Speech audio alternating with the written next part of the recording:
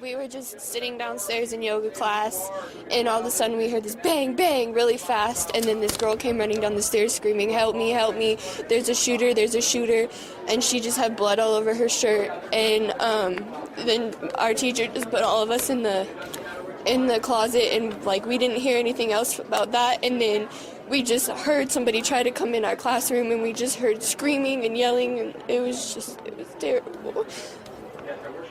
It was right by the west entrance, on the other side of the school, and the story that happened was just like, some guy came in and she was like, what are you doing? And then he just shot her, and she just came screaming down the stairs, help me, and it's just like one of the safest schools in America. Like, you never think that could happen to you, and it did. Were you guys able to see if that girl's okay, or what happened with her? The last we heard, she was airlifted, and there was one other victim, and that's pretty much all we know right now. So you were locked in your classroom and someone tried to come in? Yeah, we were locked downstairs in the basement, and there's 2 doors, and the first door somebody was jiggling it, and our teacher, Ms. Bradley, locked the second door, and she stood in front of the door just to make sure nobody came in. And how did you finally get out then? SWAT, we had to call because the girl that came down, it was actually her friend that got shot, and she was just covered in blood and in shock, and they texted the assistant principal, and he had SWAT come down in the basement and get us, and they took her to the hospital in the ambulance, so she's just in really bad shock.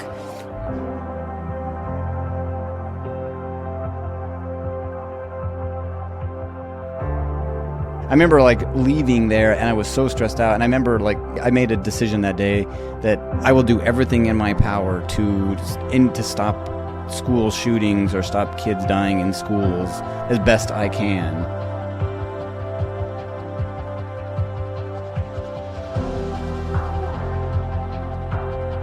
I mean, it wasn't just me by any means, the school and the community, the school was impacted, the community was impacted. The whole incident lasted 83 seconds or whatever, or a couple minutes. But it's that recovery part of it that we talk about.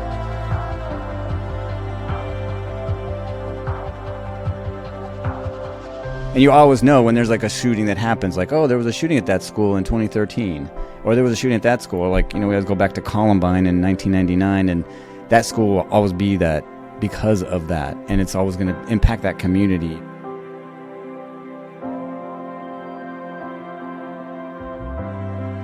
It drives me crazy when you hear police department or cities that pull cops out of schools. And I have never met an SRO where they're like, my goal is to arrest kids. We want to help kids.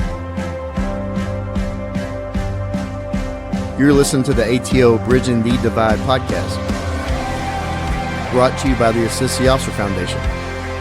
Since 1999, the ATO has given assistance to the first responder community.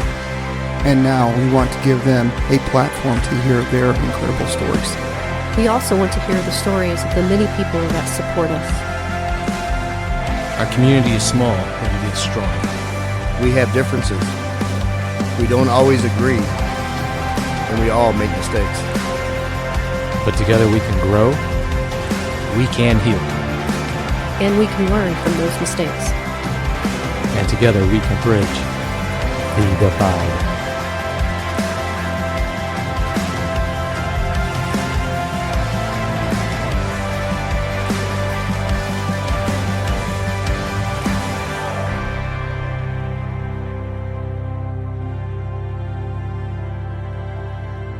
On July 26, 1764, in Greencastle, Pennsylvania, 4 suspects entered the Enoch Brown School and murdered 11 poor souls. Perhaps the earliest shooting to happen on school or college property in what would eventually become the United States was the notorious Enoch Brown School massacre during the Pontiac's War. As we travel through our country's history, we hear of many others, like the sniper attack on the University of Texas campus that left 16 dead and 31 wounded. In August of 1999, the world will be introduced to the effects of mental illness in teens that would place a high school in Columbine on the map and add to our dark history of gun violence in schools. As the years and decades pass us by, seemingly every year, we see a breaking news story of a school being on lockdown.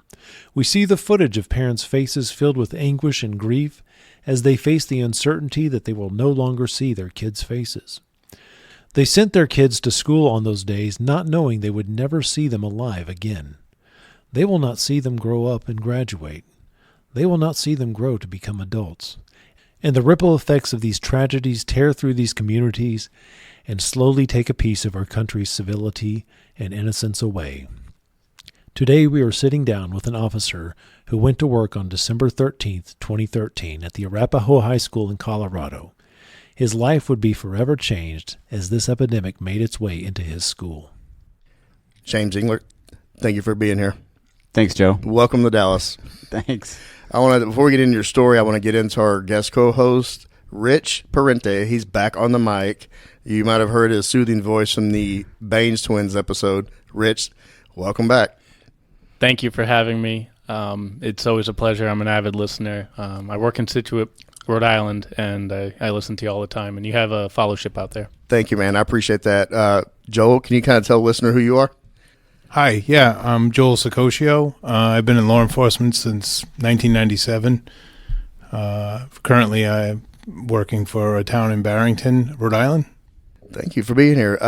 Man, it's really cool to have, that's one thing about this show is I've been very blessed and grateful to have so many, the connectivity and people that have listened to this. I really appreciate the connectivity across the country and even outside the country, people that listen that have reached out. It means a lot, especially when, our brothers and sisters from all over, we do the same job, just different places. We have different accents and we just do the same work and we're exposed to the same traumas, just different parts of the world. So, James, are you ready to get into this? I am. All right, can you tell the listener where you're working now? I work for the Douglas County Sheriff's Office in Colorado. It's just south of Denver. I originally started in Arapahoe County in '99. Just some I started with the Arapahoe County Sheriff's Office. I started kind of typical sheriff's office. You start in the jail and work there for a couple of years, and then if you want to transition out into the road, I think I was in the jail about a year, and then tried transition into being to the road. And I was worked patrol for about 5 or 6 years. What got you into law enforcement? Growing up, I grew up in the Aurora, Colorado area, kind of just south of Denver, southeast of Denver. Yeah, I know the story about the Dark Knight Rises, that the shooting that happened to the guy in the movie theater. Yes. I know that happened in that city. Yeah, and that was actually in Arapahoe County. Okay. Yeah, when that went to trial a few years ago, that was in our courthouse there, and it kind of messed up everything for a full summer when they were. No, I know. He was on trial. Yeah, we don't. I will say this, but POSs like that, we don't really. I don't want to talk about the names because they don't deserve that. Right. That platform, but man, I know I've watched a lot of I watched case study on that thing, and it was, that's sad that shit like that's out there. Right. Definitely. So, you got into law enforcement in '99, you say, and tell us about Arapahoe, the sheriff's office. Tell us about that. We're probably size-wise, I think the county is kind of rough estimates about 10 to 15 miles north and south, and about 72 miles long. How many cities are within that county? There's the city of Centennial, and then there's like unincorporated areas. And I worked in the city of Centennial area, and it's kind of suburban type, residential, and then the other, like the eastern part of the county is like kind of like farms and ranches, a little bit kind of in the eastern part. Okay. So what kind of like, this is Dallas, Texas, and I'm always fascinated with people that work different parts of the country as far as types of crimes and types and what it's kind of, I guess, is it like a little bit of everything? Yeah, I would say it's a little bit of everything. I mean, typical, like when I started, we'd probably have maybe a murder once a year, but of course over time it's gotten worse. Yeah, it's gotten more popular. So right, sadly. Right. Overall, yeah. And it is like a variety of things. Yeah. What did you gravitate to? What did you like doing most? Well, when I was on the road, I did typical stuff. I was an FTO, and And I did that for I was probably on the road for about 6 years. And honestly, when I saw the school resource officer position open up, and at the time, most of the attitude towards being an SRO was like, oh, you're going to retire there, or that's not, the average job that somebody wants to do, or someone like towards the end of your career. And when I like put in for it, a lot of the older cops or the older deputies like, well, why are you doing that? Kind of like you're ruining your career by going into a school. And how long had you been on at that point? About 6 years. Okay. Somewhere in there, yeah. No, I want to echo that some people would say that about the wellness unit I'm in now. Every role in every department has a function. And in this day and age, when it comes to the violence in school and honestly, I look at SROs. I probably look at SROs differently now than I did when I was younger, but SROs play a role in that you could be mentors and you could change the trajectory of young lives forever by communicating with them. There's a lot of, honestly, there's a lot of kids that don't have fathers at home, and you can be that role model for these kids. Right. 100%. And you never know the impact you make on kids and that you're doing every single day. And like I said, you may never know what you've done to that kid at your school. When I look at being an SRO, it kind of reminds me of the wellness unit in a way where as society changes, the expectations on law enforcement also change. And we're at a point now where society expects a police officer to be measured and rational and logical and calm. And the wellness unit has a place to make sure someone's life is in order. And in the schools, I look at it as community policing on steroids. And this is where you can really win the hearts and minds of children, and they have a better understanding of law enforcement, particularly in those urban ring districts. So it's they're both being progressively more important as we move along. No, I agree 100%. And that's why I'm so big on the Explorer programs, and those are like these. I'm sure you have the similar programs for your right, right, yeah, Explorer programs at our school or at the sheriff's office. But yeah, Joel, do you want to jump in here? Okay, yeah, sure. I don't want to take any fire away from James, but I'll say that they call you officer friendly when I started, right? And I worked in an inner city my first 20 years as a police officer. And even a couple guys pulled me aside and said, hey, you're a pretty proactive cop. You may not want to go in there. And I've said it in the past. I think the difference is that SRO is a proactive job, whereas patrol is reactive. I will say that on a side note, to be in the schools, especially in the inner city, you're afforded a lot of intelligence, because I don't think people realize in our profession that I call school resource officers the last walking beat in America, because we're in the community, we're infused with the group, we're in the culture, and that not only are we getting to know the students, but their family, right? The parents are coming to pick them up. They see you, and and I was saying it today. There was a couple of murders in the past where I was an SRO for quite a long time, and families would come in and they'd start the line, I don't like the police, but I like you. Right. And that trust, and I think in any profession, in any relationship, whether it be personal or professional, that piece of trust is something that is more valuable than information at times. It's hard to get, and it's invaluable.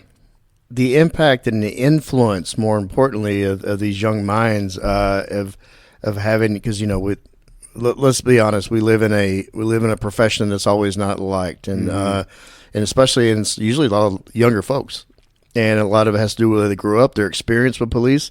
My daughter has a Rockwall County sheriff that thank God that we have one full time there, and I like him. She loves him. He knows it. She's my daughter, so he's extra cool to her. But I like that they have that protector, and also that influence, that they're there for you, and they're your friend, and you can go to them if you need anything. And that's very important. Right. Kind of exactly what Joel's talking about. There's been studies that have done that shown that sometimes there's not a lot of trust in the actual patrol officer, but then they're like, oh, I love my SRO, and they don't realize the SRO is the same person. It's just the person that works in the schools, and you're building those relationships. It goes back to, you never know the impact you're making on those students in your building and every single day. I mean, all three of us have some, amazing stories of touching kids. You know what I'm saying? Just the impact we're making on kids' lives. Just funny story. One time I was working a roadblock. We were looking for a bad guy. We had a shooting, and the guy takes off into the woods. I'm working a roadblock, and some high school kids drive up. So I get in front of the car. I have my rifle. I walk up. Hey, guys, how you doing? I'm going to have you pop the trunk. There's a bad guy out in the woods. Wait, you're a real policeman? Yeah. Just like these guys with the guns? Yes. So, a lot of times the kids don't even realize that you're a police officer. Right. No, I can see that. No. Or I love it when they're like, "Oh, you carry a gun?" And you're like, It's got a rifle. It's been on my head. Yeah. It's been on my hip every single day." Well, so once you got into it, though, was the job what you thought it was going to be? Oh my gosh. Yeah, it's I feel like I was pretty young when I became an SRO, maybe mid 30s ish. And I had just gotten married, and we didn't have any kids yet, of course. And then my intent was to be an SRO for a few years, and then maybe transition into something else, maybe promote or go to our investigations division. I just, was pretty young in my career, and so once I became an SRO, I was on our SWAT team for a couple of years, and so, like I said, and that wasn't for me. Like I said, I did it for a while, but the job just became so much. I started working in. Like we had, I think 7 SROs at the time, and I was the elementary SRO. And the problem with an elementary school SRO, with most departments, you're assigned to like 5 or 6 elementary schools, which is hard because you want to protect them.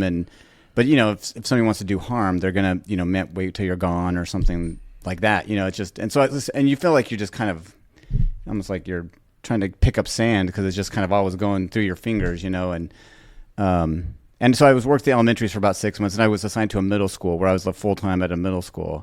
And that was actually pretty nice because I was just to that middle school. Well, I want to start with the little kids. So the interactions with little kids is obviously much different from the middle school, and then even more so with the high schoolers. So, a lot of them, if you stay there, if they're exposed and ingrained, they have ingrained this kind of, with a SRO or a police officer in the school, they can grow to know them almost like a family member, and I think it's very impactful. You dealing with these little kids. I mean, what was that like? Just kind of because I looked at the sheriff in my daughter's school, and I see him doing these little bitty kids, and it's cute, but in the interaction. But how did you go about that? Well, I mean, a lot of times you're just explaining your uniform. I feel like you just kind of like what's on you and talking about general safety things. Never touch a gun and what's on my, who to talk to if you need help. I mean, this is a badge. I mean, we wear our names on our badges. The bad guys don't usually have their name on their shirts like we do. And that was a big part of just the elementaries. And it was, honestly, a lot of it's getting into classrooms, like really trying to get into classrooms and teaching classes. And that was a big part of, that's always a big part of being an SRO, and especially like the elementary schools. And what do you teach? Just like I said, anytime you have the opportunity to get in front of a group of kids to talk about, and it's awesome because usually they're fascinated by your uniform or just, wow, you're a police officer, and you give them knucks and they're just like, oh, I touched a cop's knucks. Yeah, that's cute. That's cute. Yeah. And then going up to middle school, you just see like a progression. Right. Well, and it's funny because I worked in a middle school when I first started, and then I was in a high school for 17 years, and then I just recently went back to a middle school this last year, and I think I like middle school kids more than high school kids. No, I could see that. Yeah, they're so awkward, and it's the middle schools are. Yes, yeah. They're still in between of pre-puberty and then getting into it, and then But I'll be honest. When I was out on the streets, I steered clear of the teens. I just paperwork's a lot more, but But the thing is, though, that's very valuable to have because we do. I'm sure y'all have heard of Dak Prescott, the Dallas Cowboys quarterback. So he does his Faith Fight Finish foundation. It basically is he has a peer assistance and leadership of the youth program. So we go in and we mentor high schoolers, and that's really cool because people think what they want of Dak. I grew up here in Dallas. Obviously I'm a Cowboy fan, but I'm a Dak Prescott fan because he gives so much back to the community. He's given our department, listener, listen up. He's given our ATL Foundation over $400,000 in the last 3 years to pay for counseling for our people and their family. That's awesome. So his part of it is to basically he wants to bridge the divides with with high schoolers and the police. So we put on we're assigned some high schoolers, and we do some events with them, and we put on some classes for them, some mental health classes. So Sasha Kim is one of my coworkers, and we put on a mental health class because these are all teenage athletes. They deal with performance anxiety, depression. Teens, especially these days, they're addicted to social media, and they're addicted to what people say about them. So we have to try to educate them as much as we can. And also, I'm a big believer in that, and that was it's one of Dak's missions is to bridge divides the community and the police, and I think it starts with the teenagers. Yeah, definitely. It does. 100 with kids in general, but yeah, teenagers, and especially when they're that critical age of when they're doing dangerous things and making bad choices, and yeah. Yeah, because you're gonna have some. There's some middle schools that can do some bad stuff with teenagers though, and we're gonna get into something that happened here in 2013 it was a bad choices, obviously. Right. So I want to take you back to December 13th. 2013. Can you just kind of paint the picture for the listener? Well, let me go back even further to September of 2013 because it kind of started back at that point. Go ahead, please. There was a student who, I knew him, and I'll use his first name just because I knew this student. His name was Carl. He had threatened the librarian. I think I was pulled into an administrator's office right at 2:45 or 2:15 in the afternoon, and as being an SRO, most of you know that it's that last hour of the day you get pulled in, and the administrator's like, "Hey, I need to tell you about something," and you're like, "What is it?" And it either happened earlier that day or a couple days prior. Well, this administrator pulled me in, and he said, "Hey, I need to tell you about a threat, or the librarian was threatened," and he told me that Carl had threatened to kill the librarian in the parking lot. And so I made it a big deal. I took out my notepad. I was going to document it in a report. We've had information reports or offense reports. Information just documenting offense report as a crime. He told me what happened. It was Carl got demoted on the speech and debate team because he had apparently during a speech and debate meet, he had talked about a penis or something. I honestly don't know. Later on, when they did the follow-up research, him talking about his penis was basically probing behaviors of seeing pushing boundaries of what he could get past. Get away with. Well, the librarian, he caught on to that, and he was like, I'm not, whatever. The librarian was meeting with Carl and his mom in some office in the school, and this was on the Tuesday before that. So I think it was September 3rd of that year. During the meeting, Carl was he was upset. He was upset by what was going on. That he was getting demoted from however they do it on speech and debate team. The librarian walked with Carl and his mom out to the entrance of the school, and the librarian was standing inside kind of a glass atrium area, and the student and his mom were standing out in a parking lot, and the student was upset from what I understand, and there's no video of him out in the parking lot. So Carl, the student got upset, and he yelled I can't remember if it was fuck you or fuck, but fuck you, and he was looking up at where the librarian was standing there, looking out to Carl and his mom getting in the car, and he goes, "I'm going to kill that guy," and he points up to him. A student in the parking lot heard it, another teacher heard this, and so this is on a Tuesday. It was reported from the teacher to the administrator, and then so each administrator is assigned a grade level, and this administrator was assigned the seniors, and Carl was a senior at the time. It was reported to me 2 days later, which I was a little upset by because it should have been reported the next day. I did a report on it. It was a half-page report, and even at the last line I wrote on there, I told the school, if anything further happens with this, let me know. And I've jokingly referred to that, or not, years after it, that was the report that saved my job. Documented it, yeah. Documented it, and it was a small report. Now in Colorado, for harassment, I need to I'm going to kill you, I'd have to tell you directly. Now if I just say Rich is sitting to my right, and I'm looking at you, I'm saying I'm going to kill Rich. Well, it's not a crime. The librarian heard did not hear the comment. So he didn't even really know, but he was told later on that he had made the comment about him. So I did the report. I did not.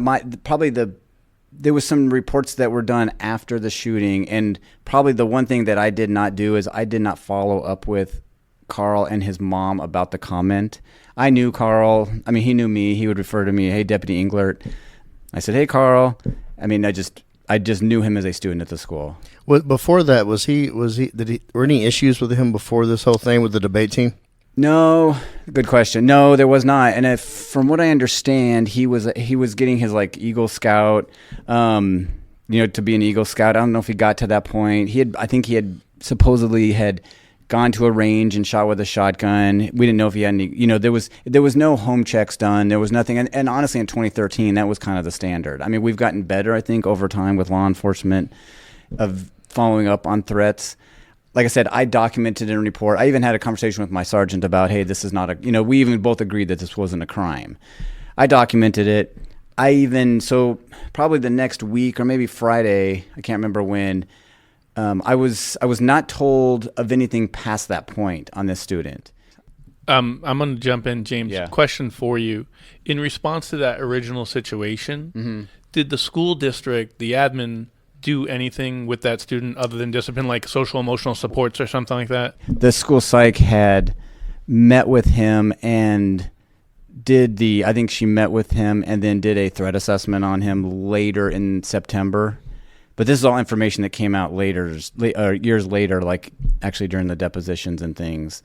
So I met with the librarian after the original threat was made. I met with the librarian. We had a conversation, and the librarian was upset. He was visibly concerned about this threat to him, which I totally understand. And honestly, in my mind, I was kind of like, why are you so? I think this, kids make comments, kids say things. I was like, why are you so concerned about this? Especially when there's no, especially documented pattern of behavior. No, right, and that's a very good point. I don't think there was. I mean, even like 10, 12 years later, I'm still a little hazy on certain things. And so I met with the librarian and the librarian. We were standing in the middle of the library, and there's a door to the back of the library that goes outside to some like mobile classrooms. There's an entrance into the library, and I talked to the librarian, and I was like, and I didn't know what to say to him to make him feel better. I was like, well, I'm here in the building all the time, and I was like, assigned to that building. I'm in the building 7:30 to 2:30 every day or whatever the hours were.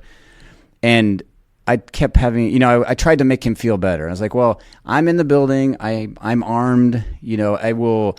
And I told the librarian, I was like, well, if he comes in here, I pointed to like the entrance of the doors. I was like, if he comes in, he will come in those doors right there, because that's the only way to get in.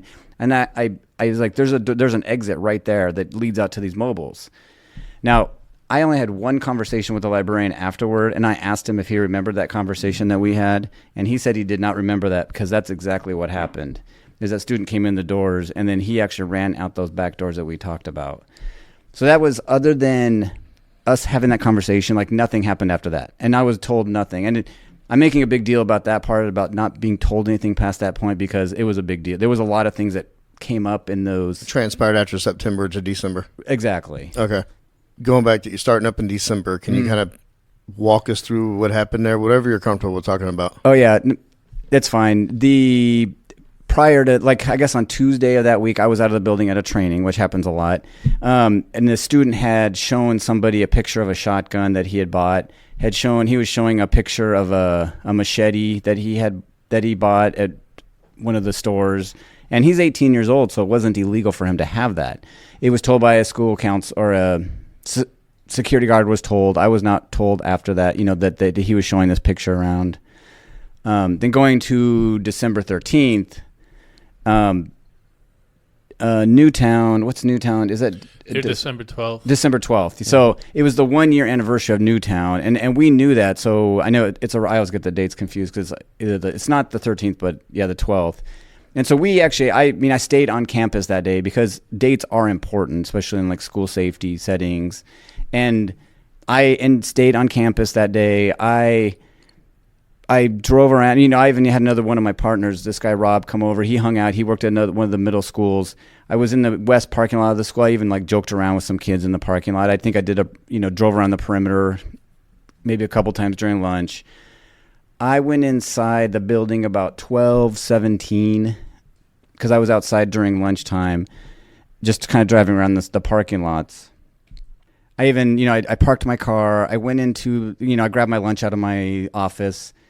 I was eating lunch in the staff dining area at the school. It's like right next to the cafeteria. Now, usually I would eat lunch by myself or with one of the campus supervisors, the security guards at the school. This day, they were doing some Christmas crusade type thing.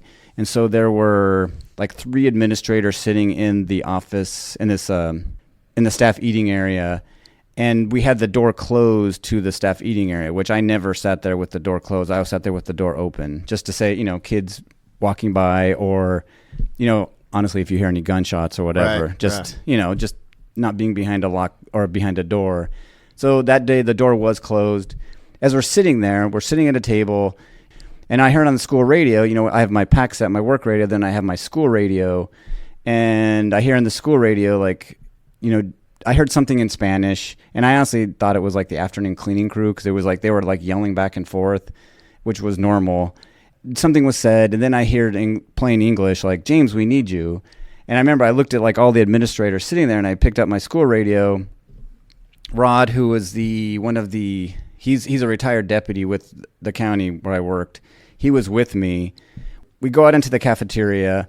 I head towards my office, and I always say this because we did not have rifles in our offices at that time. I probably would not. Even if I would have had my rifle in my office, I would not have gone back to my office, even though I was probably 30 feet away from it. When I went into the cafeteria, one of the secretaries was like, she was waving kids into the main office, or the counseling office, but waving kids in there, and I still didn't know what was going on.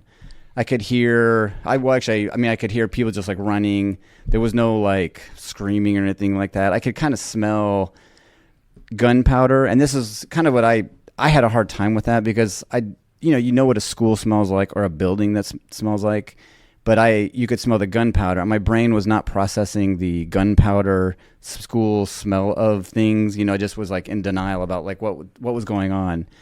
I didn't remember this because there was a lot I didn't remember right afterward. Like after there was video of it where I took a left and I ran down a hall, and I came back running back towards my office into the cafeteria. I do remember a couple teachers. There's like the school, there's 2 long hallways, like kind of like on the north side and the south side of the cafeteria, or that lead off of the cafeteria. And there was a couple teachers, and they're pointing up towards the library. And I still don't know. I mean, that's things I tell people this all the time. It's like we do training of, especially in schools, and you think like, there's going to be yelling and screaming and people pointing or whatever, or like, we train like this, but it was quiet. It was eerily sure. Quiet. Yeah. And honestly, that was probably the hardest part I had afterward, like quiet, because you plan for screaming or help me, and there was nothing. So James, other than the fact that it was quieter than you would have expected at this point, you're still not sure what's going on. Mm-hmm. What were some of the differences between the reality of the situation and what you would have expected prior to it happening? We all plan that it's going to happen, but you never think it's going to happen. Well, everything is okay until it isn't. Right. And right. then all hell's breaking loose. So you smell the gunpowder, and you smell that. Somebody's directing you to the library? Well, yes, and there was 2 teachers, and they're kind of pointing. And the story when I tell it is kind of jumbled sometimes, because honestly, I did not remember anything. For a lot of it, took me probably a couple years to like remember everything after that. The mind has a very unique way of protecting itself, and you block a lot out. Mm-hmm. In trauma, especially trauma. Yeah, 100%. I mean, and it's like I said, I did not understand like why did you, because I didn't remember. Things would come back over time. You're like, oh wait, I remember this, or I remember this, or someone says, do you remember saying this to you? And I'm like, okay. And plus, I have my work radio, and I have my school radio, and people in the school radio are yelling at me like I had to say it was useless, because it was like people are yelling at me, and I'm like, I don't know what's going on, and so they're pointing me down the north hallway, and I go down the hallway, and I walk. I always think about tactics and things like that, and I'm walking down the hallway, and I'm with Rod, who's the other security. He's unarmed, and we're walking down the hallway, and I have my gun out. I've gone through this in my brain about 1,000 times, because we had there's the doorways on each side where you could like kind of go into the doorway, like into it. Yeah. And so I keep thinking, well, should I have like kind of leapfrogged and went from one doorway to the next doorway? We get to the library doors, and it's a single door, and we pull it open, and Rod kicks it, so like puts the doorstop in there. And every time I forget this part, but right before we got to the library, Rod, he goes, we heard a popping sound, and he goes, "Did you hear that?" And I'm like, "I did," and I don't know where it was at.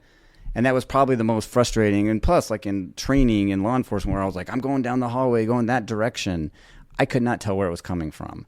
And it was honestly in the next room over from where it was. I think that was, I don't know. I mean, it was one of his gunshots.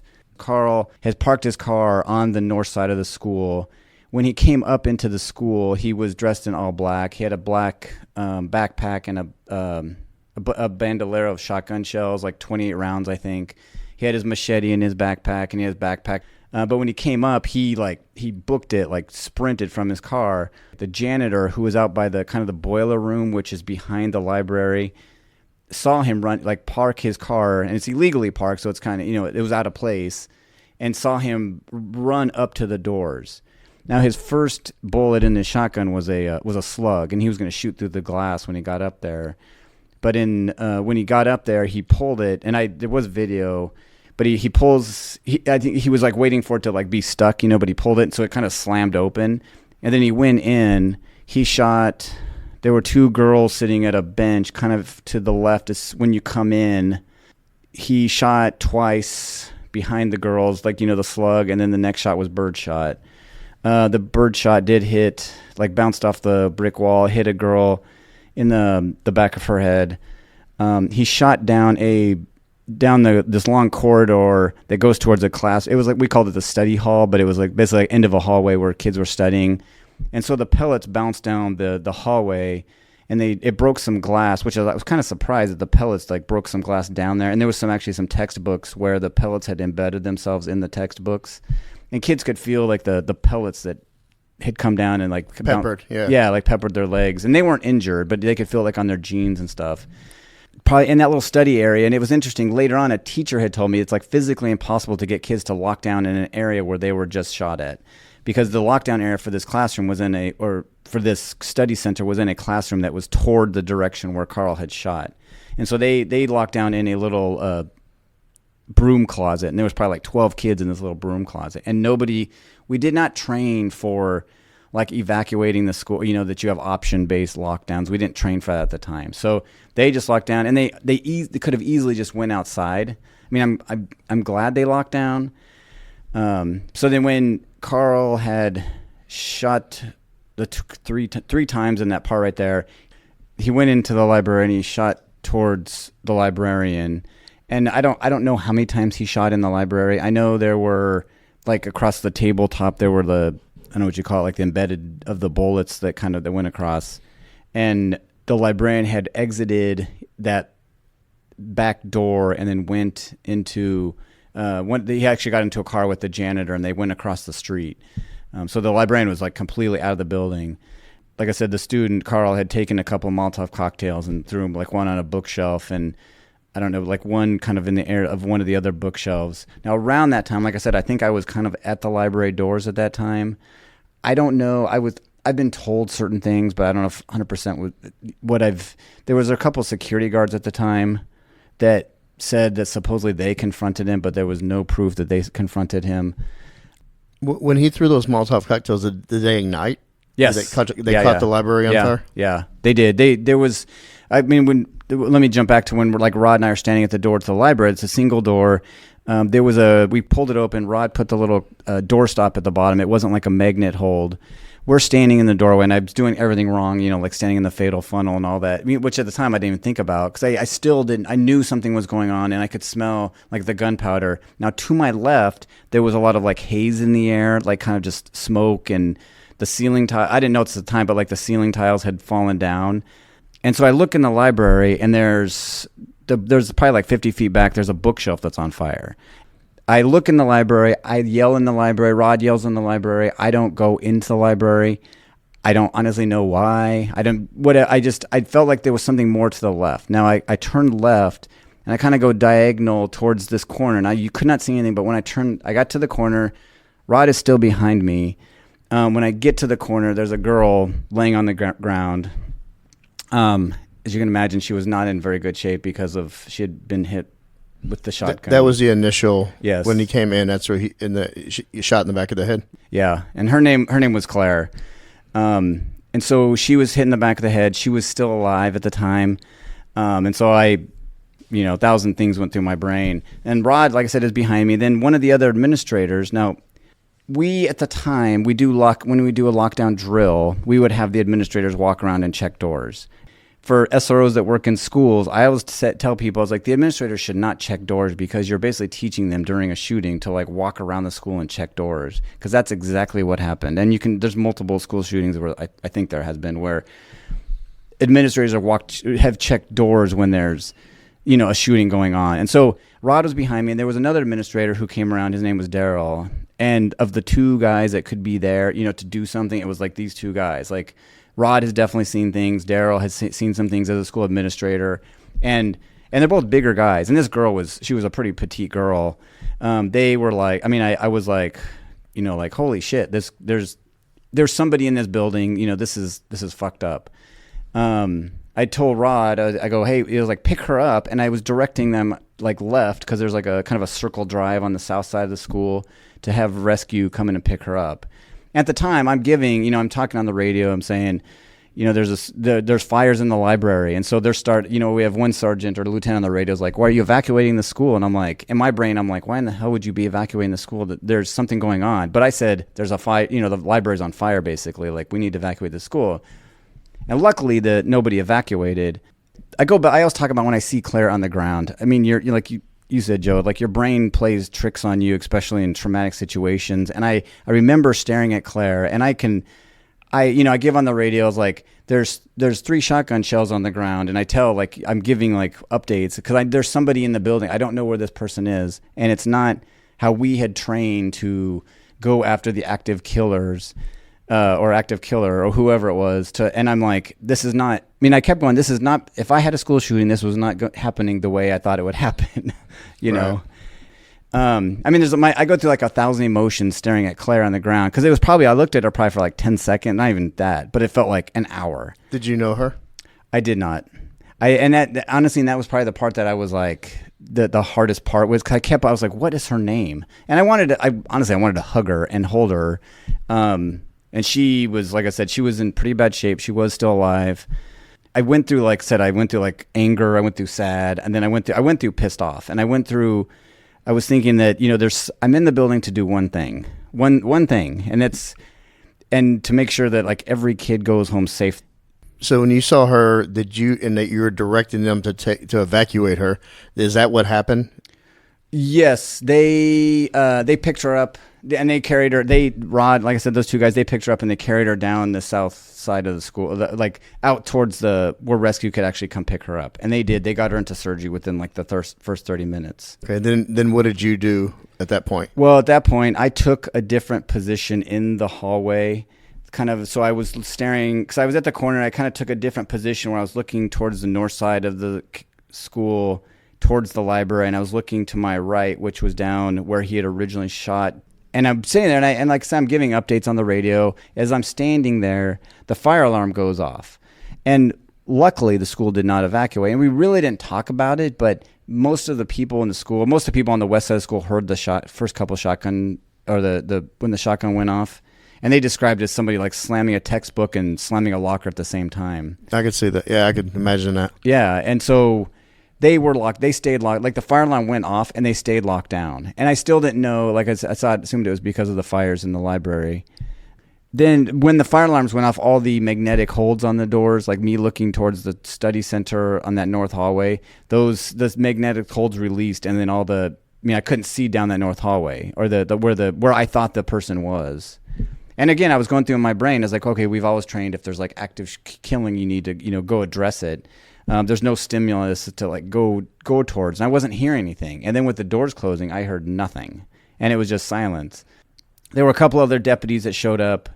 I went back and opened up the door, and I honestly thought, like in a situation like this, I would be, because I was on the SWAT team for a couple of years, I had some tactical training, and I'd give them like, this is what happened. And honestly, all I could get out was, fuck. Yeah. And they could tell what was going on. So we briefly spoke of kind of what was going on. And then we formed a little 3-man team and went towards the library. And I was kind of on the south side of the hallway of it was the north hallway that goes into the library. And I was on the south side. Another deputy was on the north side. And then we had somebody kind of rear guard as we're going down the hallway. And I was intentionally we were doing kind of a cross cover thing going down the hall. I was on the south side because I wanted to be the first one to look into the library. As we entered the library, there was a sound room to the right of the door. There was one of the administrators was in there, and he looks at me and he looks at me and he said it was Carl, and he said the kid's name, and in my brain I was like, I know that kid, and my brain goes back to the September taking that report, and I gave a description over the radio. Now there's a YouTube of the audio of this, but I don't know, me giving the description is not on there. Because I describe what he looks like because I know him. I mean, he's a blonde-haired kid, about 5'9", whatever. We enter the library. There's a kid to my right. There's a kid behind a study carrel, and we pull him over. And because I didn't know if where he was. We go into the library, and it's kind of like if you walk in, it kind of opens up almost like you're at the tip of a pie, you're at the front of the pie, and it kind of opens up like that wider as you go in. And there's some tables to the left, and then there's some bookshelves to the right. And we decide you can kind of see most of the library to the left. And as we went to the right, about 2 or 3 bookshelves in. And honestly, I don't remember if we were clearing it if both of us were on one side of the bookshelf or on opposite sides of the bookshelf, clearing it going in. But about 2 or 3 bookshelves in, the student took his life. You were in there when it happened? It happened before we got in there. Okay. Yeah. And I don't know when that happened, if it was the last shot we'd heard or whatever, but he had taken his life. I think it might just be a good idea for the listener. James, how long from the time you were in that room and realized something was going on, they needed your assistance, to the time you went down the hall with that team? Because the listener might not have an idea, but I believe it was a matter of minutes. Oh, yeah, it was quick. Yeah, from the time that I don't know. The time is all messed up because the cameras were all the timing was all messed up, so we don't have exact times, and there's no cameras in the library, so it was quick. I mean, the whole thing, they said at some point everything happened within 83 seconds or something, but I don't know how they would prove that. Yeah, the one thing I just would like the listener to have an idea of the time frame that this actually occurred, because as James tells the story, it happened a lot rapidly. Right. Yeah. Oh, yeah. I mean, like I said, it would happen quick, and that's the thing is, I mean, I think my cover car or those 2 other deputies showed up within 2 minutes, 3 minutes or something. I mean, we've gotten pretty good at responding to things. Claire, I want to talk about it. The suspect is down, and the bomb detector there disarming his other. I guess he had other Molotov cocktails. Yeah. And what was going on with the fire at this point? Well, the fire had gone out. I don't know, because it was on a bookshelf, and when I saw it, it was pretty to me it looked pretty small, but it was actually probably 3 or 4 foot tall. But I think it just kind of burned out because everything's fire retardant. Yeah. Okay. I mean, and it wasn't. The carpet was kind of singed a little bit, but it was mostly the bookshelf. Thank God. Yeah. Yeah. Well, seriously, and because the fire alarm had gone off, and luckily somebody had turned the fire alarm off when we were searching for him, or right before the other deputy showed up. But everything happened so quick, and when the fire alarm went off, nobody had evacuated, which is good, because I was like, oh no. And even somebody in the school radio was like, do we evacuate the school? And I was like, do not. I'm still looking for this person in the building somewhere. Can we talk about what happened to Claire? I know it was several days after. I went to the hospital. The sheriff's office gave me permission to go talk to her family on the later that week. She was, the parents were awesome. I still talk to them once in a while. I'll text them and say hi. But they were so nice to me. I was having a hard time with it. I was having a really hard time with it. Especially the few days afterward and the weeks afterward. But they were almost consoling me. And I'm thinking, okay, we're in the ICU area of the hospital. I'm thinking, okay, you're doing this for me, but your daughter is 20 feet away and not doing very well. And her dad, who's awesome, he's like, well, maybe she'll pull through. I mean, I'm thinking, hopefully, but it wasn't looking good. No, it was not. And then the Saturday afterward, I can't remember the exact date, but it happened on Friday the 13th, and it happened, a week from Saturday after that. I got a call at home that she had passed away, which, I mean, I knew it was going to happen. How did that hit you? I mean, it was very hard. I mean, it was, yeah. I mean, like I said, I knew it was going to happen, but it was just like, yeah. For it to hear it was final, it was. Yeah.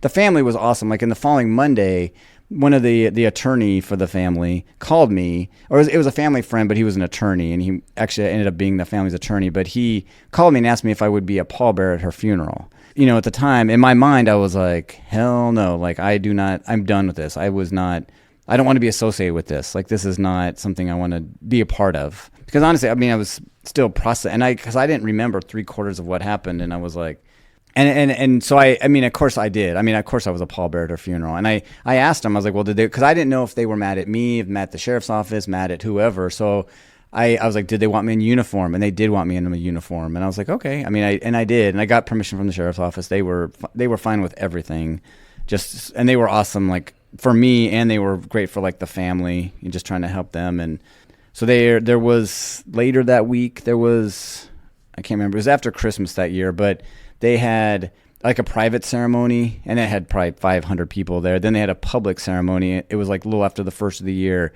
And the sad part, I mean, the whole thing is super sad, but she was into horse riding, and her horse was named Graphite, and it was like a black, like this beautiful horse. And we're in an arena, and they bring her, and you know, everyone's got a candle, and they bring her horse out with no rider on it. And I'm like, oh my gosh. And I'm sitting next to my sheriff and my undersheriff, and we're like literally all crying because it's just like, they couldn't make it any sadder. I mean, just a horrible situation. Well, it sounds like a great tribute. And honestly, that says a lot about the parents to want to include you as being a pallbearer and being part of the funeral, because I know you had to have been going through it with, you know, your role in that school and then that outcome. Right. You know, I'm glad that you agreed to do that, because that was probably healing for you in a lot of ways. So as far as the community healing after that, how did that look? And I mean, it sounds like the funeral and the events to honor her, and how did that look as far as returning back to school? Because I'm sure you had Christmas break and then a New Year's break, and you come back. How did that look for your school? Yeah, the Thursday afterward, they had like basically came back during their 5th hour class, because when it happened, and I think they did it by grade levels, like seniors down, I think, and they did it at the time. I mean, I don't want to get too much into it, but the school was not very cooperative with the family or even with the sheriff's office. They never reached out to the family. I know it's unfortunate. So it was interesting. Like, I was kind of stuck in the middle, because, you know, there's the sheriff's office, and we were in the library or in the cafeteria, and they had investigators from our sheriff's office and investigators from like the Colorado Bureau investigation there, like, I mean, a lot of investigators. And then they had the school, but the kids would come in, and the school would like usher the kids away from like the investigators, because we're trying to find out what happened. And the school, from what I understand, was not sharing information with the sheriff's office, like class lists and things like that. And so it was very odd. I mean, and it was very odd. It was just very odd overall. And it was, it was in the news. Of course, it was the news. And just, we had, like I said, they came back during that hour. Or prior to that, just the staff, we came back on the Tuesday, kind of met at another school, kind of talked about what the next steps were. Then that Thursday is when the kids came back and got their stuff. And during the Christmas break, they closed off the library, and they did some cleanup in the hallway. And they actually started, like, I think it was maybe a couple days past when they would have normally started, but they had cleaned up. You honestly couldn't tell where it happened, and the kids are in the hallway like within a week. But the library was closed off for 6 months, I think, until they basically redid the whole library. Of course, yeah. Yeah. You went back to work, right? So where were you at from a mental standpoint of still processing all this? Yeah.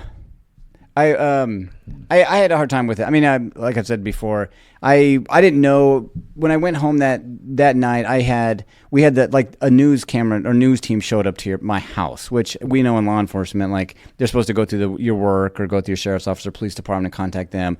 I had a news team show up on my front door, which drove me, and my kids were really little at the time. I wasn't sleeping like that night, that afterward.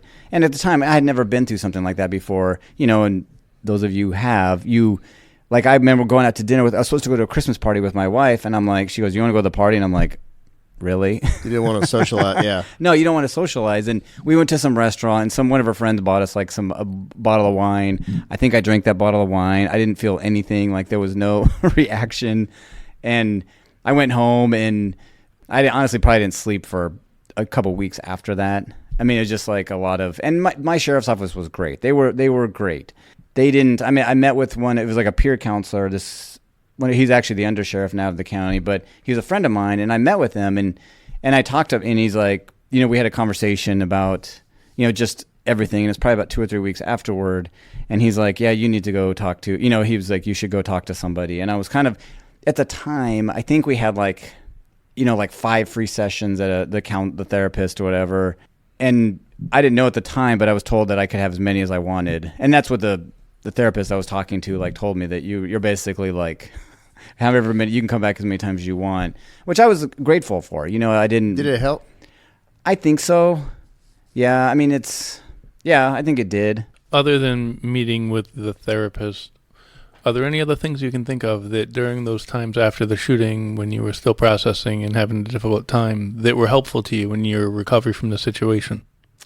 I like to run, and I would go for runs or ride my bike, like physical type of stuff. I did everything wrong, like looking at the news. They tell you not to watch the news and stuff. And Joel knows what I'm talking about, you guys. But you look at the news, and I remember reading some article of some guys like make some comment from back east somewhere, like, I bet he never broke leather. And I'm like, are you freaking kidding me? Like, I was like, who are you? You don't even. And it was just, that like one little comment would set me off, and I wouldn't sleep that night. And I just remember like if I got like 1 or 2 hours of sleep, I would be happy. It was just like, and I did drink a little too much at that time. I mean, well, that's very common for, and especially in this profession, this culture. Anybody listens to this shows knows that this profession, we've had people on the battle with alcoholism, and also just the culture is drinking. Mm-hmm. And when you're in a depressed state, you're pouring a depressant on top of depression. Right. And that is, it can make things much worse. And it has made things worse for a lot of people. Mm-hmm. But that's a natural response. Your body and your mind had went through something that you didn't know how to figure out. Right. You never dealt with. You didn't know how to figure it out. And I don't know how it was in 2013 there as far as education on this.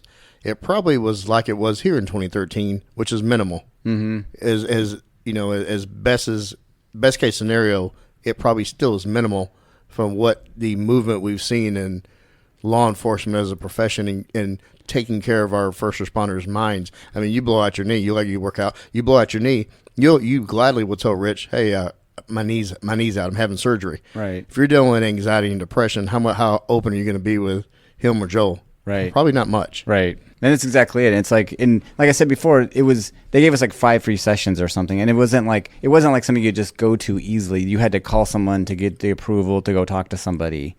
And I think some hurdles. Yeah. Right. And I think over time, I mean, my new sheriff's office, there's like an app on our phone that I can just connect with a peer counselor and at any time, and which is like make it so much easier. Saying if you want to talk to somebody. And like I said, in 2013, that was even having, I think, mental health out there, I think, was probably ahead of the curve, maybe. I don't know. But again, it was like it actually tried hard to find. And then even then, like I didn't realize, and there was nothing of like where I couldn't go back to work, but I didn't realize, I think if I would have said something, like they may have not let me go back to work. You know what I'm saying? Yeah, there's a fear of losing your right. status, your job, and right. and how people look at you. And I did have a hard time. And there was a lot of things like, because I honestly, I don't think I did it was, we always say we're just doing our job. It wasn't like anything miraculous, but they were like calling me like a hero, and I'm like, okay, I was doing my job. How did that change you going to work moving forward? So afterward, let me jump a little. Some of the stuff that happened afterward, there was a couple of security guards that said there's some other things happened, and there was some parents that were saying I wasn't even in the building, and just a lot of like drama afterward that really added nothing to the trauma that happened. But they were adding some like stuff additional to it, and the parents were not very happy with kind of how the school was reacting to everything that was going on. And so I don't remember what time, it was sometime maybe 2014-ish or so, the parents basically went on the news and said, okay, they basically said to the school, if you don't cooperate with us, we're going to sue you. And I was, like I said, I was friends with the parents because I had talked to them, and, Claire had passed away. We, the sheriff's office did like a little award ceremony where the parents were there, and they there was some depositions that happened afterward in 2015. And so, I got deposed when things were happening. There was not, I think there was a lawsuit like kind of said it was going to happen. I read that. Okay. And then did you read my deposition? I did. Hey, man, Rich knows you listen to the show. You come to that door. Joe does research. He knows all about you. Yeah. He knows the color of your bicycle, James. Yeah. No, that's my job here. I want to be thorough. But yeah, no, I read it, and that's another process mentally that you have to go through. Right. Well, it sounds kind of hokey, but it was like, I remember it was July 1st of 2015, and it was downtown. I live kind of east of downtown. We live in Denver.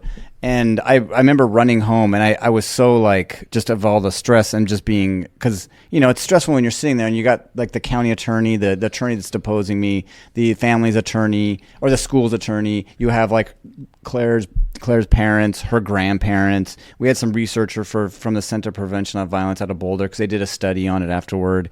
And all these people want to know what you have to say. And I remember like leaving there, and I was so stressed out. And I remember like I made a decision that day that I will do everything in my power to stop school shootings or stop kids dying in schools as best I can, and do everything I can for school safety. And that's kind of been honestly, I had a decision that, like I said before, I kind of was going to be an SRO for a few years, and I was going to go promote. I still stayed an SRO. I stayed at that high school. My goal was to stay there until like the freshmen that were there during the shooting, until they graduated. But I ended up staying 3 or 4 years past that. And like I said, I just left this last year, 2024. And I needed to go. I needed to leave there. You did your time. Yeah. And I retired from sheriff, but it was like there was a lot of relief afterward. Because there was, it wasn't just me by any means, the school and the community, like the school was impacted, the community was impacted. The whole incident lasted like, 83 seconds or whatever, or a couple minutes. But it's like that recovery part of it that we talk about. That it's generations. Like, yes. And it's there. And you always know when there's like a shooting that happens, like, oh, there was a shooting at that school in 2013. Or there was a shooting at that school. Like, we always go back to Columbine in 1999. And that school will always be that because of that. And it's always going to impact that community. And well, yeah, it's like the Columbine, Sandy Hook, Uvalde, right, with our recent one here in Texas, and right. I did a lot of deep dive into the history of school shootings, and going back to the 1700s with the first documented school shooting, the Enoch Brown school massacre, and that's a thing.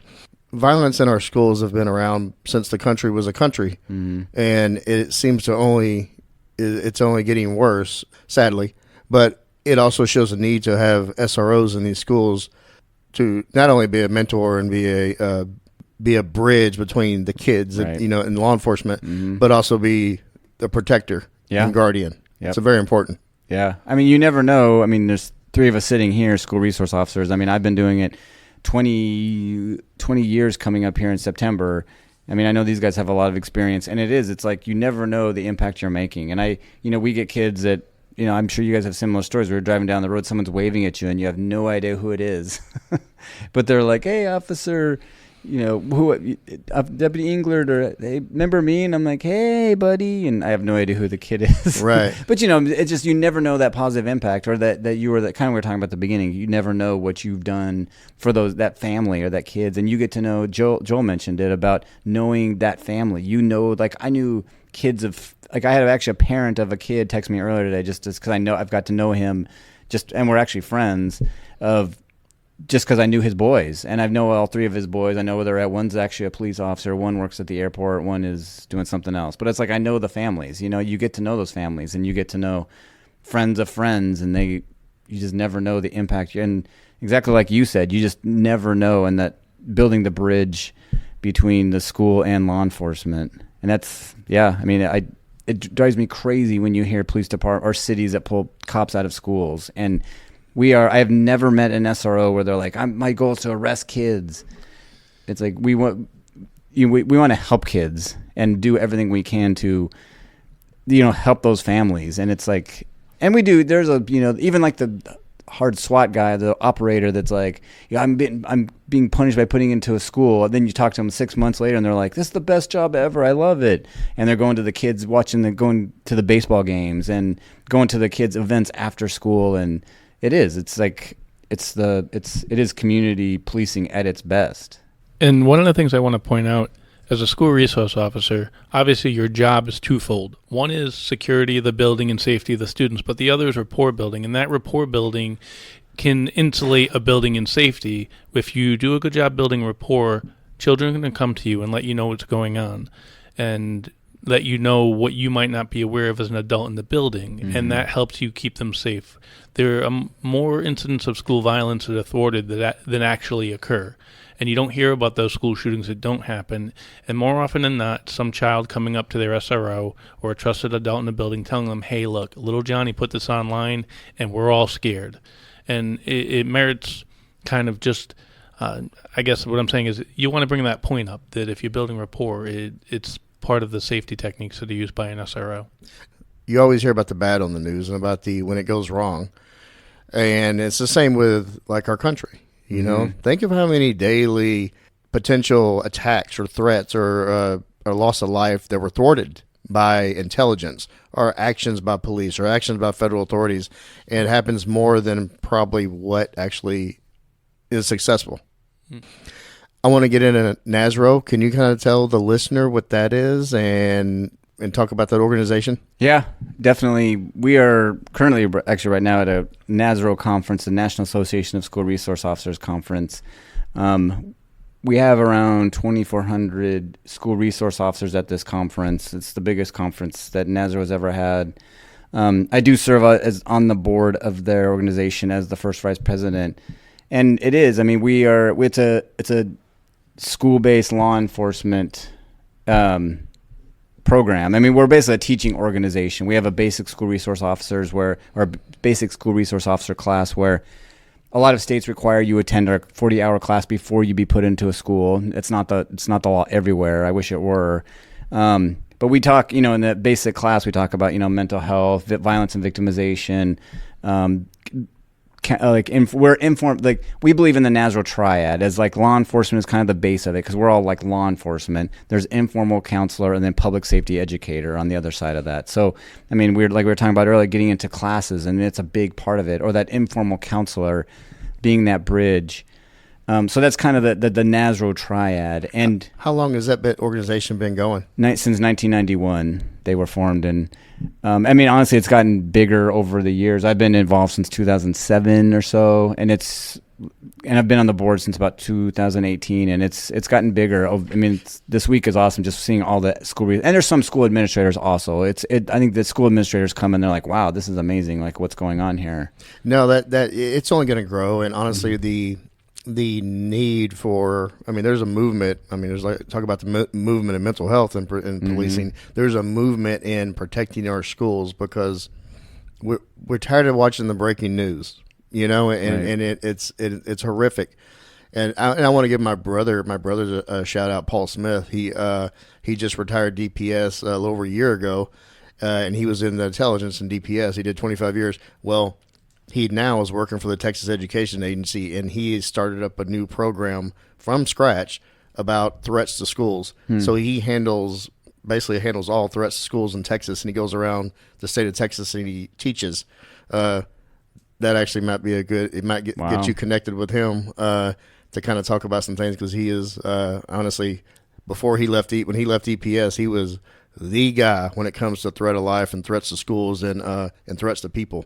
When the governor was threatened, Paul was on it. So I might get you connected with him to see if that connection could add any value to NASRO, what your mission is. Yeah, we can always use that. And I mean, it's a big organization, and it's like I said, it's gotten bigger, and we believe. I mean, a couple things we stand, like the NASRO triad, and we want like carefully selected officers. You want somebody who's gone through maybe some process to become an SRO, carefully specifically trained, and the specific training is like NASRO training or being trained in school-based law enforcement, and carefully selected, specifically trained, and properly equipped. Thanks, Rich.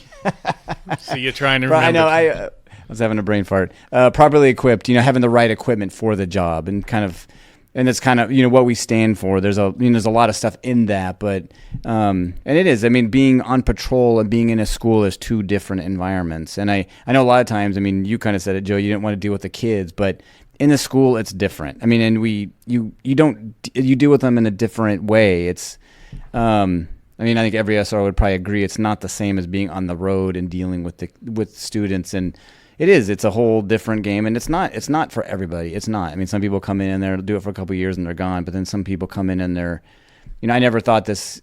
I mean, it could be a career path now for certain people. I mean, you need patrol experience 100%. I mean, I think you need 3 to 5 years on the road before you come into the schools. I've seen people come in with no experience and they come, maybe 6 months or go through FTO and they're in the schools. And that's usually not successful, so they need some training. I think every position has a shelf life. Whether you're out on patrol, you're hard charge, you do DWIs, you do nothing, you're a SWAT operator for several years, you know how physically that can break down your body.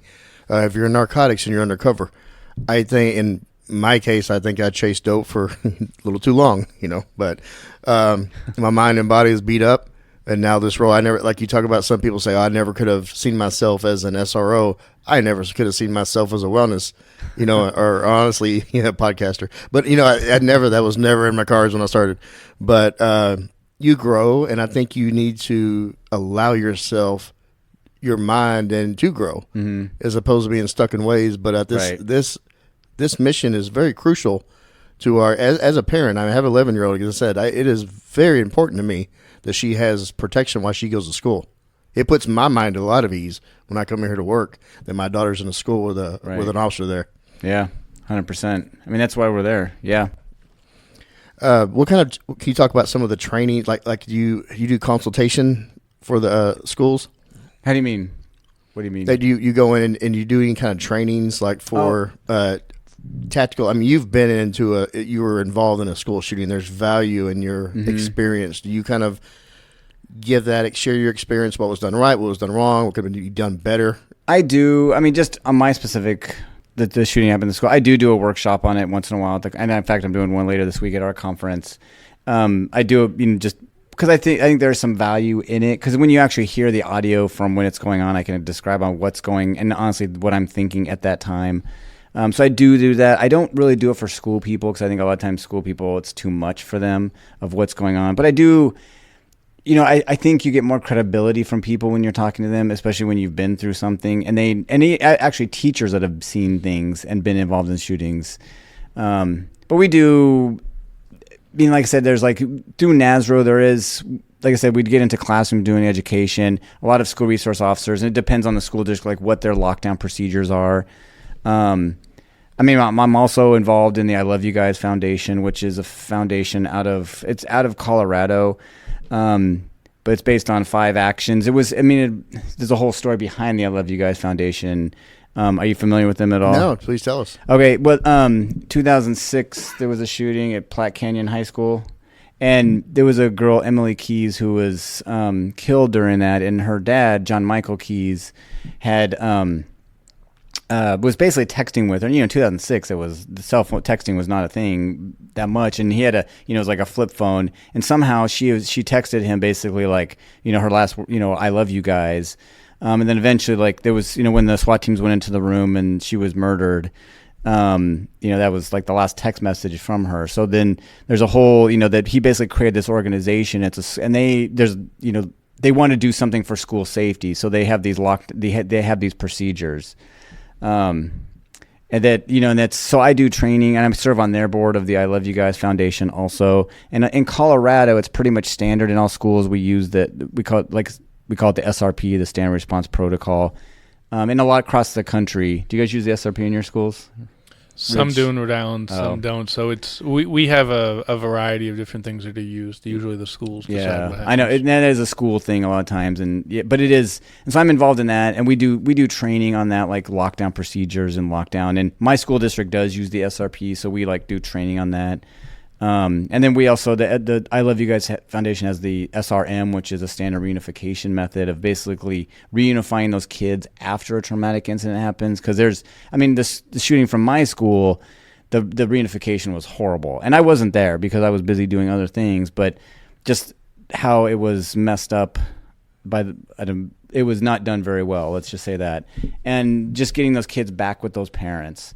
And it's kind of a big deal, or not to say kind of, it is a very big deal because that's what people remember the most is that reunification with the parents. So the I Love You Guys Foundation does, they do trainings on that. And because basically everything in a school, secure, lockdown, secure, hold, shelter, and evacuate. So those are the 5 actions of the SRP.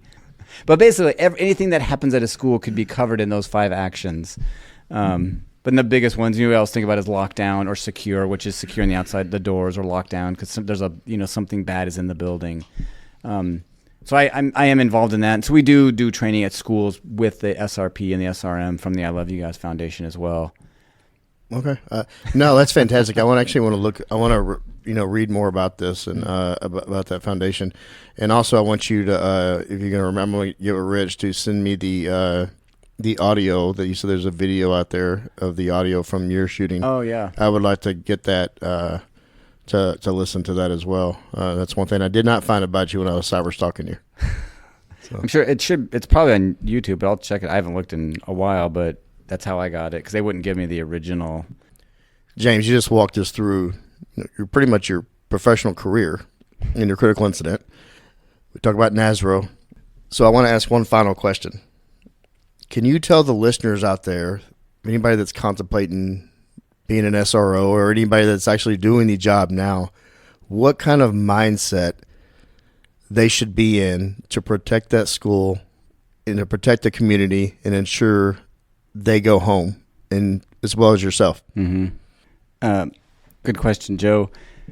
I always think about, because that day when everything happened, my whole mindset and my process is everything changed. Like when I was looking for, or I realized that somebody was in the building, when I found Claire in the school, I made a decision that day that whoever did that to her, like one of us was going to walk out of that building that day. And I was, like I said, I got pissed off and I was upset and I was mad because one of my kids got hurt. Well, somebody got hurt. And like I said, I kept wanting to know her name. And it infuriates me when we hear of things that have happened in other schools and the police do not go inside the classroom or whatever. And I won't get specific, but I made a decision that day that I would have, I thought I was going to die. There was a couple situations when when I found, I was like I said, I made that choice. I was going to die for whoever did that to that girl. And I went through how I was going to, if he was, I figured he had a shotgun. If he was going to shoot at me, I would have, I could run kind of fast and run at him and just get some rounds off. I just had my handgun. And I knew, if he had a shotgun, I would get hurt, but maybe, depend on whatever the situation was. But I made a decision that day that someone's going to die for what happened.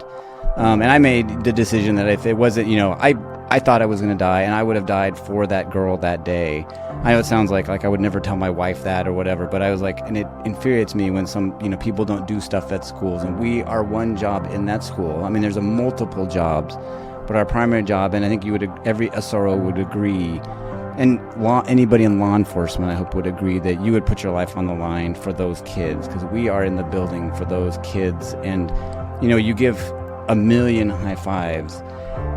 The mindset you need to have, especially as an SRO, is you are that line. You are that person that you will do anything for those kids. And you talk to any SRO, and they say my kids, because they are your kids. And you will, and I would hope any SRO would put their life on the line for those kids, because somebody wants to come in for whatever reason. We have this epidemic of school shootings where people get injured, killed, multiple kids killed at a school. It's horrible, horrible situations. But the mindset you need to have is you will, I hate to say it, your life is not worth as much as those kids' lives, because, we're 30s, 40s, 50s, whatever. Hopefully that wouldn't get to that point, but you need to put your life on the line for those kids. And like I said, I feel like I've been in a situation where I can kind of give someone crap when they don't do that, because I was willing to. I remember thinking of my kids at the time. They were 3 and 5, my kids. And I even said in my brain, I love you. I kind of pictured them in my head, and I had their pictures on the side of my computer. And I remember that of basically I said bye to them. That is that was it. Hey brother, hey sister, I'll never give up on you. Hey Mrs., hey mister, I'll see this all the way through. No matter how far the sun and the moon, I'll never give up on you. Down when you're lonely, I'll pull you up. Life leaves you heavy when the going gets tough. I'll be your shoulder, together we'll run up from the bottom, yeah, we'll rise above. Hey brother, hey sister, I'll never give up on you. Hey Mrs., hey mister, I'll see this all the way through. No matter how far the sun and the moon, I'll never give up on you.